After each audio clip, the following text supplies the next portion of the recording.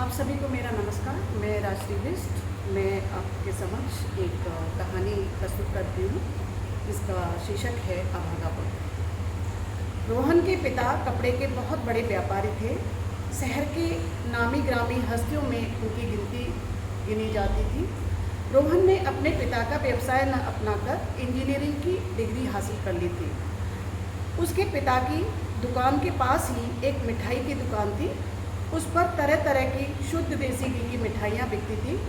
रोहन उस दुकान पर अक्सर शाम को अपने पिता के साथ जाया करता था। उस दुकान के मालिक की एक बहुत खूबसूरत बेटी थी जिसका नाम था मालिनी। रोहन अक्सर उससे बातें करता था और उसकी मीठी मीठी बातों में उलझ जाता था।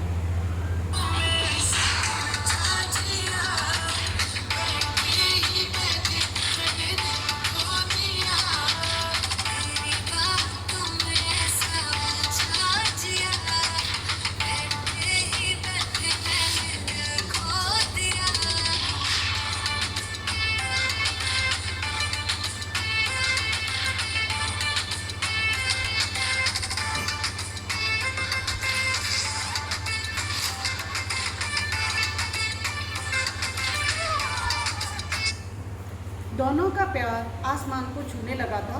रोहन के रिश्ते वाले भी रोज़ उसके पिता के घर के चक्कर काट रहे थे। रोहन के पिता जब भी किसी रिश्ते की बात करते, रोहन मना कर देता था। एक दिन उसने मालिनी के बारे में पिता को बताया। रोहन के पिता दूली चंद की भौहें चढ़ गईं। उन्होंने रोहन से उसको भूल जाने के लिए कहा कि वह इस रिश्ते के लिए कभी भी हाँ नहीं करेंगे। रोहन भी जिद पर अड़ा था। अगर शादी करेगा तो वह मालिनी से, अन्यथा आजीवन कुंवारा रहेगा। इकलौता पुत्र होने के नाते दूलीचंद ने बात मान ली और दोनों की शादी जोर शोर से शहर के एक प्रसिद्ध होटल में बड़े ही धूमधाम से कर दी। रोहन के घर में नई दुल्हन का जोरों से स्वागत हुआ। शादी के एक सप्ताह बाद ही दोनों हनीमून के लिए बाली द्वीप चले गए। गाना बजता है।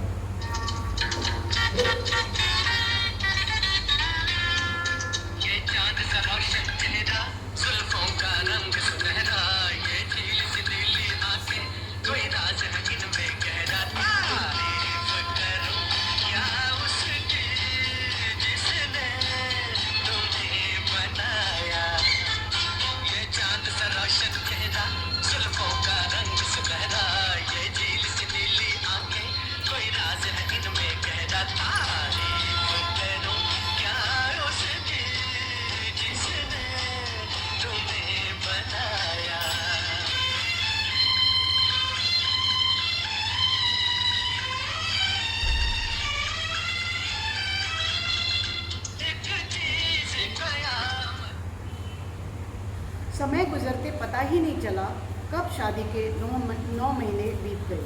मालिनी ने पहले महीने में ही गर्भ धारण कर लिया था। मालिनी का नमावास मास चल रहा था। सारे परिवार में खुशी का माहौल था।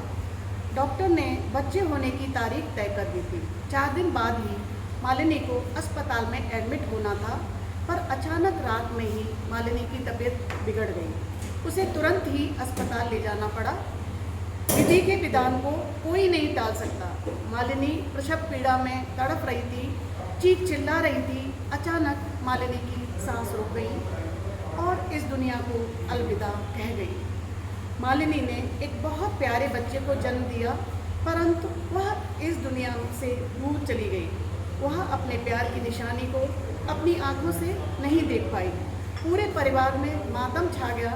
पुत्र रत्न की खुशी मनाई जाए या मालिनी की मृत्यु का शोक, रोहन तो यह हादसा देख सुन्न हो गया। वह मालिनी की यादों में खोया रहता था।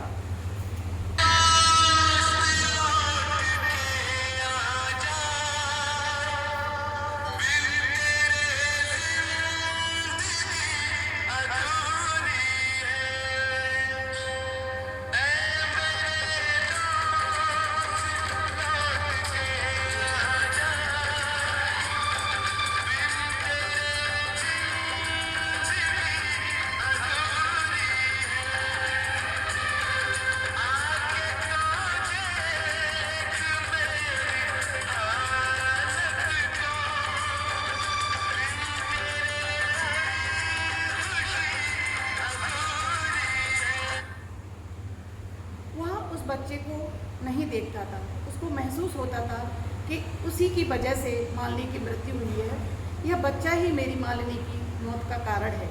बच्चे की परवरिश की चिंता कर रोहन के माता पिता बहुत दुखी रहने लगे। बच्चे को प्यार से सभी दीपक पुकारते थे। मालिनी की छोटी बहन यामिनी अभी 18 वर्ष की उम्र की ही थी। रोहन का दुख देख मालिनी के पिता रोहन के पिता से मिले और कहने लगे, अगर आपको मंजूर हो तो यामिनी की शादी रोहन से कर दी जाए, ताकि रोहन का जीवन भी संवर जाएगा और बच्चे का भी। रोहन के पिता दुलीप चंद ने दुखी मन से हाँ कर दी। मालिनी की मृत्यु के 4 महीने ही गुजरे थे। यामिनी वैवाहिक रीति रिवाजों के लिए आवश्यक 7 फेरों की रस्म को पूरा कर रोहन के घर में आ गई थी। वह पूरे तन मन से दीपक की देखभाल करती, उसे माँ का प्यार देती।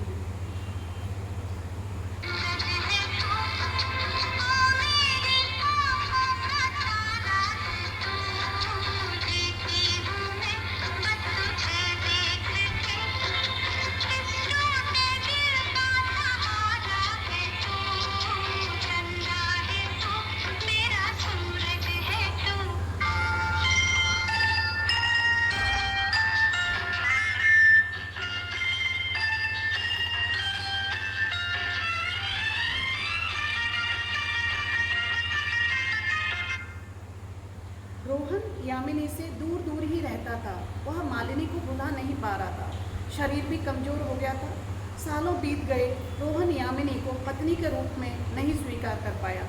यामिनी एक खूबसूरत युवती थी। वह अपनी किस्मत पर कभी रोती कभी हंसती थी। उसने 2 जिंदगियों को खुशियाँ देने के लिए अपने जीवन का समर्पण किया था। रोहन दीपक को कभी गोदी में नहीं लेता था। वह दीपक का पिता था, परंतु न जाने रोहन का हृदय इतना कठोर क्यों हो गया था। दीपक बड़ा होने लगा। उसकी पढ़ाई का खर्चा उसके दादी दादा ही उठाते थे। रोहन ने शराब पीना शुरू कर दिया। इस कारण उसकी नौकरी भी छूट गई थी। यामिनी अकेले अकेले ही घुटती रहती थी। अपने जन्म को कोसती कि ईश्वर ने क्या लिखा है उसकी किस्मत में।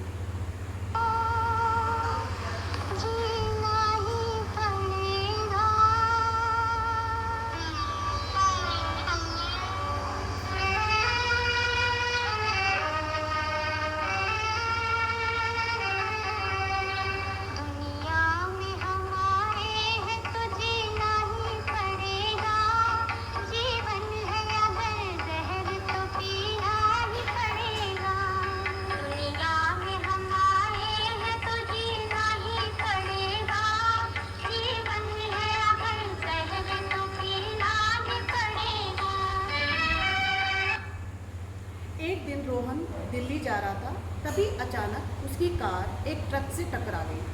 आसपास एकत्रित लोगों ने रोहन को पास के अस्पताल में भेज दिया। उसकी जेब से निकले एक पेपर में यामिनी का फ़ोन नंबर मिला। उसी अनुसार यामिनी के पास अस्पताल से फ़ोन आया। यामिनी तुरंत ही अस्पताल पहुंची। कुछ दिनों बाद रोहन के शरीर में लगी चोटों के घाव ठीक हो गए, परंतु उसकी याददाश्त चली गई। यामिनी रोहन का बहुत ख्याल रखती थी। दीपक भी बड़ा हो गया था। यामिनी ने कभी महसूस नहीं होने दिया कि वह दीपक की दूसरी माँ है। दीपक बड़े होकर इंजीनियर बन गया। यामिनी बीमार रहने लगी। जब उसकी जांच हुई तो पता चला कि उसे कैंसर है। दीपक एक अच्छी कंपनी में काम करता था। उसे बहुत अच्छी तनख्वाह मिलती थी। वह अपनी सारी कमाई अपनी माँ के इलाज में लगा देता था। एक दिन अचानक यामिनी की तबीयत बिगड़ गई और भगवान को प्यारी हो गई। दीपक फूट फूट कर रो रहा था। उसकी आंखों के आंसू भी सूख गए थे। वह फटी आंखों से कुर्सी पर बैठे अपने लाचार पिता को देख रहा था। जिस पिता ने कभी दीपक को प्यार दुलार नहीं दिया, आज वही अभागा पुत्र पिता की लाठी बन खड़ा हुआ था। पिता दीपक को गले से लगाता है।